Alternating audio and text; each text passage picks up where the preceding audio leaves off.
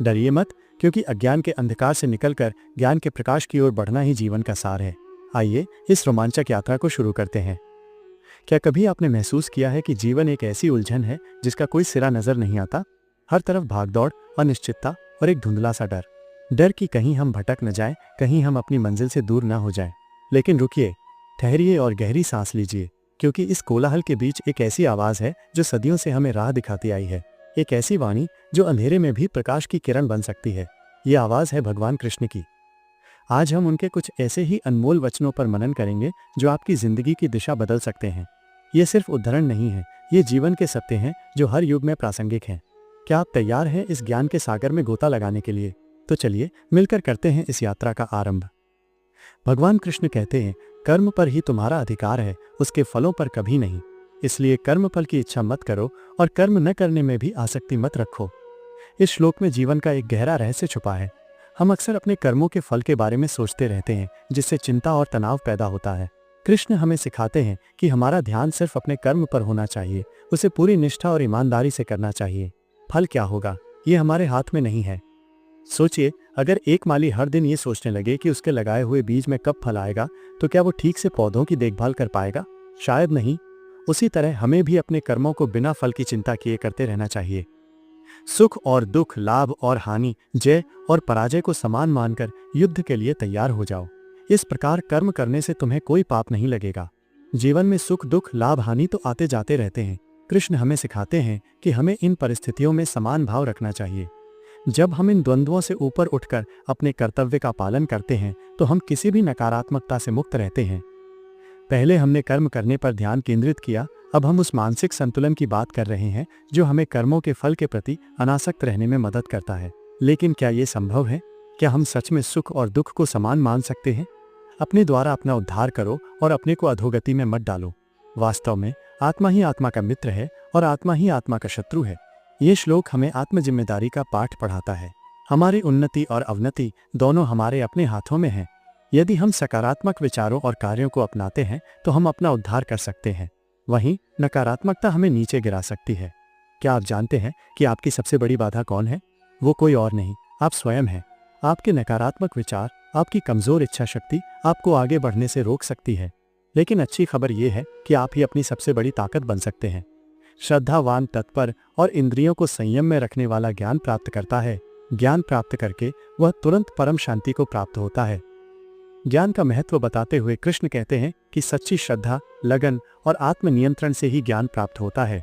और जब हमें सच्चा ज्ञान मिल जाता है तो हमें परम शांति का अनुभव होता है। लेकिन ये ज्ञान आखिर है क्या और इसे कैसे प्राप्त किया जा सकता है? क्या ये सिर्फ धार्मिक ग्रंथों में छिपा है या इसका हमारे रोजमर्रा के जीवन से भी कोई संबंध है? जानने के लिए बने रहिए। श्रेष्ठ पुरुष जैसा आचरण करते हैं वैसा ही अन्य लोग भी करते हैं। वे जो प्रमाण स्थापित करते हैं सारा संसार उसका अनुसरण करता है। ये श्लोक हमें नेतृत्व और उदाहरण के महत्व को समझाता है। एक श्रेष्ठ व्यक्ति का आचरण दूसरों के लिए प्रेरणा बनता है। इसलिए हमें अपने कार्यों के प्रति सचेत रहना चाहिए, क्योंकि लोग हमें देखकर सीखते हैं।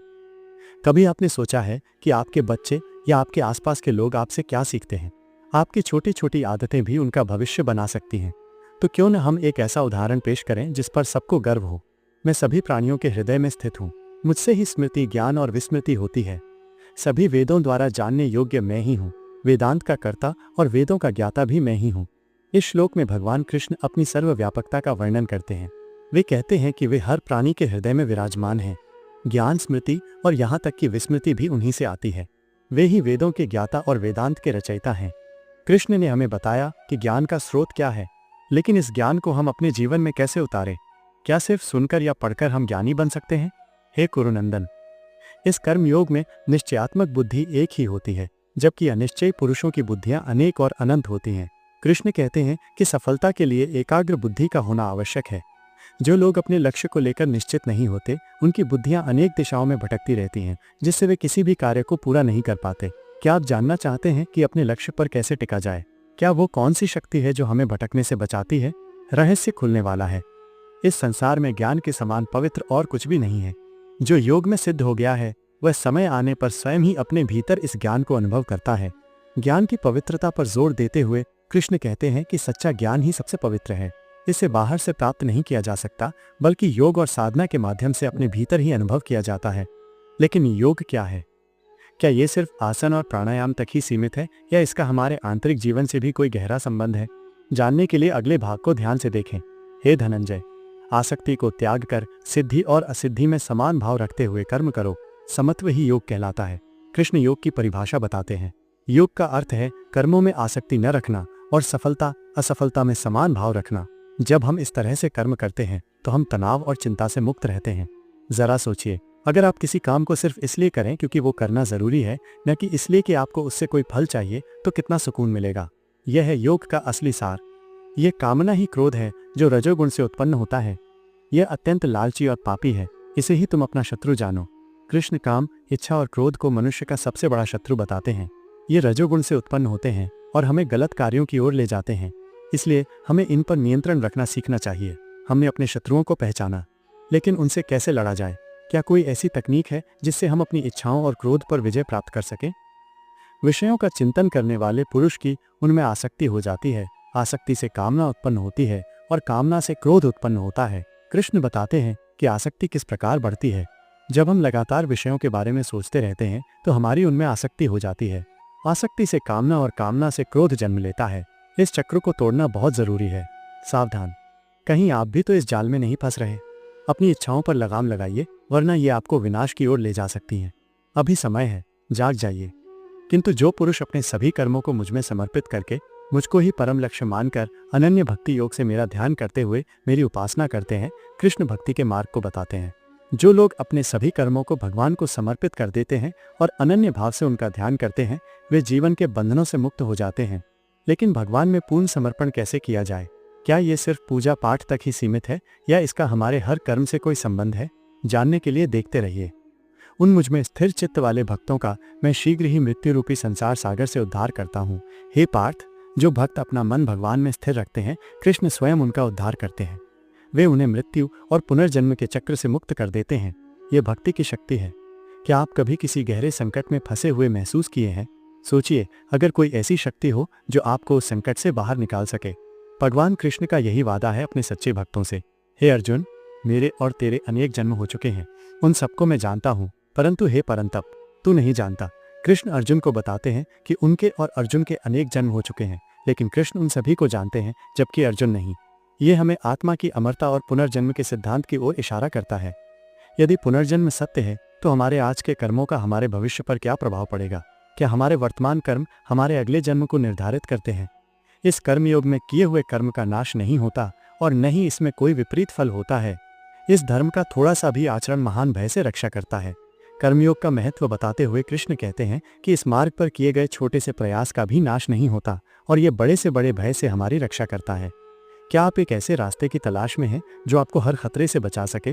कर्मयोग का मार्ग वही सुरक्षा कवच है। इस पर चलिए और निश्चिंत हो जाइए। हे पार्थ, जो भक्त मुझे जिस प्रकार भजते हैं, मैं भी उन्हें उसी प्रकार भजता हूँ। सभी मनुष्य सब प्रकार से मेरे ही मार्ग का अनुसरण करते हैं। कृष्ण कहते हैं कि जो भक्त उन्हें जिस रूप में भजते हैं, वे भी उन्हें उसी रूप में मिलते हैं। सभी मनुष्य किसी न किसी रूप में उन्हीं के मार्ग का अनुसरण कर रहे हैं। क्या इसका मतलब है कि सभी रास्ते भगवान तक जाते हैं? क्या अलग अलग धर्म और मान्यताएं अंततः एक ही लक्ष्य की ओर ले जाती हैं? रहस्य जानने के लिए अंत तक जुड़े रहें। दत्तात्रेय, अवधूत, महामुनि, याज्ञवल्क्य और राजर्षि जनक आदि ज्ञानी पुरुषों ने ज्ञान योग के द्वारा ही सिद्धि प्राप्त की। कृष्ण ज्ञान योग के महत्व को बताते हुए कुछ महान ज्ञानी पुरुषों का उदाहरण देते हैं जिन्होंने ज्ञान के मार्ग पर चलकर ही सिद्धि प्राप्त की। यह मार्ग सत्य और आत्मज्ञान की ओर ले जाता है। कभी आपने सोचा है कि इतने महान लोगों ने किस रास्ते को चुना होगा? ज्ञान का मार्ग ही वो शक्तिशाली रास्ता है जो आपको सच्ची स्वतंत्रता दिला सकता है। सभी धर्मों को त्याग कर तू केवल मेरी शरण में आ, मैं तुझे सभी पापों से मुक्त कर दूंगा, शोक मत कर। ये भगवत गीता का सबसे महत्वपूर्ण श्लोकों में से एक है। कृष्ण अर्जुन को सभी धर्मों को त्याग कर केवल उनकी शरण में आने के लिए कहते हैं। वे वादा करते हैं कि वे उसे सभी पापों से मुक्त कर देंगे और उसे किसी प्रकार का शोक नहीं करना पड़ेगा। क्या आप अपने पापों और दुखों से मुक्ति पाना चाहते हैं? भगवान कृष्ण का ये अभयदान आपके लिए है। उनकी शरण में आइए और निश्चिंत हो जाइए। कृष्ण अर्जुन को अपने कर्तव्य का पालन करने के लिए कहते हैं और शोक और मोह को त्यागने के लिए प्रेरित करते हैं। जीवन एक युद्ध क्षेत्र है और हमें अपने कर्तव्यों का पालन बिना किसी मोह के करना चाहिए।